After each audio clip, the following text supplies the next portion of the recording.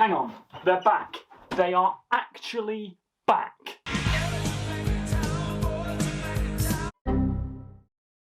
Well, I need a lie down after that. Hello YouTube and people of the interwebs, welcome back to another Doctor Who video. Today we are going to be discussing the long anticipated return of the absolute icons that are the Sea Devils. Now for those of you who have watched my channel for quite a while, you will know that I have been calling for their return for God knows how long. They are one of the best, in my humble opinion, the best classic Doctor Who villains, and I could not for the life of me understand why they'd never been in the modern iteration of the show. But our Lord and Saviour Chris Chibbers has brought them back this spring season for a new episode entitled Legend of the Sea Devils. Join me in today's video as I discuss everything that we know so far about this upcoming Easter special, probably Easter special. Will it air on Easter? You'll find out in the video. Legend of the Sea Devils, written by Chris Chibnall.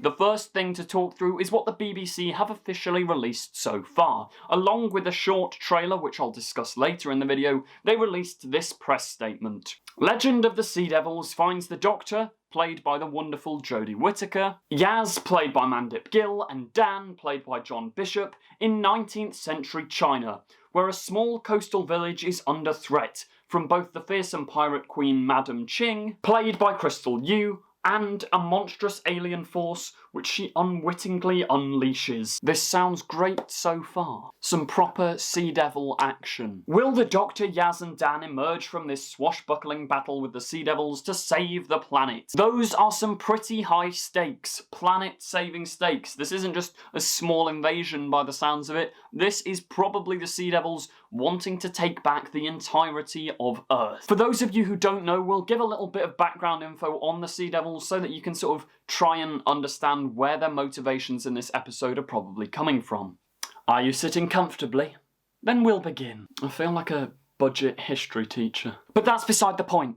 Into the history lesson. Millions and millions and millions of years ago, the Silurians and the Sea Devils roamed this planet, our planet, the Earth. Their cousin species, you probably know who the Silurians are. They're the reptilian creatures that lived on the planet millions of years before, which coincidentally was written by Chris Chibnall back in 2010 in the episode Cold Blood. They tried to take back the Earth. They believe that it's rightfully theirs because they were the original species, they were the original development of life on this planet way before humans. Just like their cousins the Sea Devils, they view humans as these weak little apes that have no idea and are just evil, rotten, horrible creatures. And to be fair, they aren't wrong, are they? Because humans are just a bit naff. I'm looking at you, Boris Johnson, you stupid Politics aside. The Sea Devils, as suggested by the name, inhabited the seas, and the Silurians inhabited the earth. As in, like, the soil, the land. And they all sort of lived in happiness and harmony. But they knew that a meteor would one day crash into the earth and wipe out their ancestors and the dinosaurs and all of this stuff, so they hid in cryogenic sleep, either under the sea or in these underground bases for many, many years. And presumably these Sea Devils are going to be woken from their slumber by Madam Ching, the Pirate Queen. That background info on the Sea Devils probably suggests that their motivation in this episode once again is going to be wiping out humans and reclaiming what they believe to be theirs, the Earth. The BBC have officially released 4 photos for us to look at, the first of which is on screen now. This is who I presume to be Madam Ching, looking ominously through, like, a curtain with, I think that's a dagger being pulled out of her belt. That's very, very evil of you. Don't do evil things, otherwise the Doctor will stop you. The next photo we have is of some pirate bloke, possibly Madam Ching's husband, we don't know, looking at probably a shipwreck on a beach. Now, we did spot them back in July filming this episode on that very beach, with John Bishop, Jodie Whittaker and Mandip Gill all in like new sort of garbed up pirate gear. It's also worth mentioning that there have been multiple leaked photos of this episode put out there on Twitter, on Instagram and whatever. I'm not going to show all of them in this video. They don't really spoil anything, they just depict John Bishop in a pirate costume, but I'm not going to put it in the video because the BBC do not want them leaking and have been taking them down from other channels and places and whatnot, so if you want to go and find them, I'm not encouraging it, but they're out there somewhere. The next photo we have is of some emperor-looking bloke with a big samurai sort of sword. I presume they're on a boat. I mean, the lighting is weird because it's not natural light, like that's clearly a green LED light. Maybe that's just there for the photo, or maybe it's some weird sort of sci-fi tech from the Sea Devils where they're probably boarding this ship or something. Maybe it's before the shipwreck that we saw in the last photo. And then the last photo we have officially released is absolutely bloody beautiful. It's a Sea Devil in all of its new glory. Now we can see from the trailer that this new design of Sea Devil is going to be a mix of the latex mask that you see in that photo and computer-generated digital effects, moving it around and making its mouth move, making its eyes move, etc. Which I think is going to look really, really cool. It might not be the best effect in the world, but then again, it's Doctor Who. The effects are never, like, perfect. And I think that's part of the charm of the show. This article put out by the BBC continues. The first look trail, I presume that's meant to say trailer, maybe, is some word from the TV industry that I'm unfamiliar with. The first look trailer, which aired after the New Year's Day special Eve of the Daleks, also introduced cast members Arthur Lee as Ji Hun and Marlo Chan Reeves as Ying Kai. Legend of the Sea Devils will air this spring / later this year. Right, this is something we need to talk about as well, the air date for this episode. We're not 100% confirmed, but if we look at the pattern of Doctor Who specials we had in the past, it's a very similar formula to the David Tennant 2009 specials, in that you have a festive episode, you then have an Easter episode, then you have like the October episode, and Jodie doesn't come out at Christmas, she goes out in October, but it's the same sort of pattern, so I'm going to presume it's around Easter. And Doctor Who has been airing on a Sunday for most of, like, the Chibnall era, thus implying Sunday the 4th of April, that's Easter Sunday of this year, so it's quite likely, in my humble opinion, that this episode is going to air on Sunday the 4th of April, which would be absolutely magnificent, because that's not actually that long to wait. The BBC says there'll be further details to be confirmed in due course. This is the second of a trio of specials airing in 2022, Jodie Whittaker's final feature-length special, blah blah blah blah blah. That's the centenary special, and that is coming up in another video, and if you want to see the centenary video, make sure you subscribe to the channel. Please subscribe. Thank you. And drop a comment down below, because we want to know what you think, guys. Hold your horses, it sounded like the video was ending. It wasn't. A bit of background on Zheng Yiseo, who is the protagonist, or the antagonist, or the pirate queen of this episode. Zheng Yiseo, also known as Qing Shi, was a Chinese pirate leader who was active in the South China Sea from 1801 to 1810. Born as Shi Yang in 1775 to humble origins, she married a pirate named Zheng Yi at age 26 in 1801.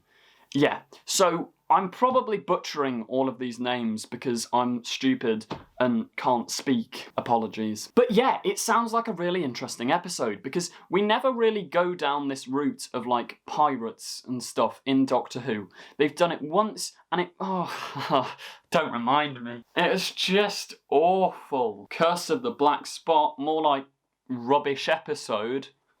Now, if we look at the trailer, there's not too much that happens in it because the main reveal of it is, oh my gosh, the Sea Devils are back. Sea Devil. The little tidbits of information we do get from the trailer are Zheng Yi killing the brother of a person. We don't know who the person is, but they say, like, you've killed my brother. She killed my father and she released the demon. And unleashed this demon upon our world. And this demon is probably the Sea Devils. Now, I think in a similar vein to the Silurians, they're not just going to go with the straightforward, Sea Devils are mean and evil and will eat you and kill you.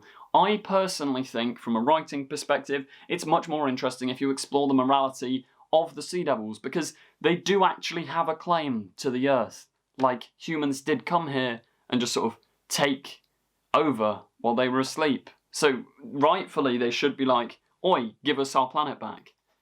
So I think exploring that morality like Chibnall did in Cold War and Hungry Earth would be a very interesting route to go down. Now, if they are doing that, it can't just be a repeat of Cold War, so maybe giving them a common enemy would be interesting. And I could see that happening. I could see the 13th Doctor doing some sort of inspiring speech which bands humans and Sea Devils together, and they have to fight this one big threat. Now, a big threat brought on by the Sea Devils and Silurians in the past was the Merker. And the Merker was such a big threat that it almost got Doctor Who cancelled. And that's not a joke, it was so horrifically poorly done.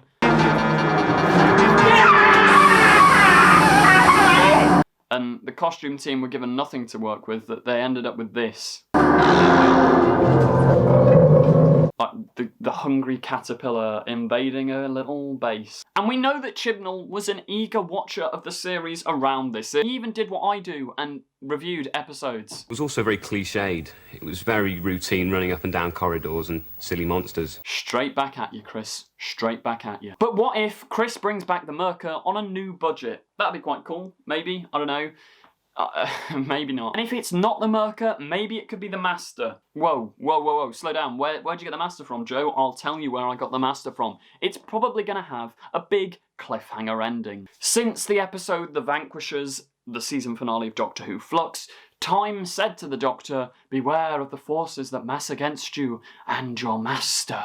Or their Master. So maybe the Sea Devils team up with the Doctor to try and help stop the Master, or the Cyber Masters, or whatever forces of evil have amassed against the 13th Doctor. Let me know in the comments who you think could be this big bad. I'm going to put my phone on silent mode. On what mode? Another thing that's incredibly likely to happen in this episode is the development of Thasmin. For those of you who are uninformed, that is the romance between the 13th Doctor and Yasmin Khan, her companion. Now, why do I say this? Well, the seeds have been planted for God knows how long. I mean, like, Yaz has clearly been infatuated with the Doctor for ages. Even in Arachnids in the UK, back in 2018, Yaz's mum says to the Doctor and Yaz, "Oh, are you two together?" So Chibnall has been sowing the seeds for all these years. Then finally, on January 1st, in the episode Eve of the Daleks, we actually got confirmation that Yaz has feelings for the Doctor.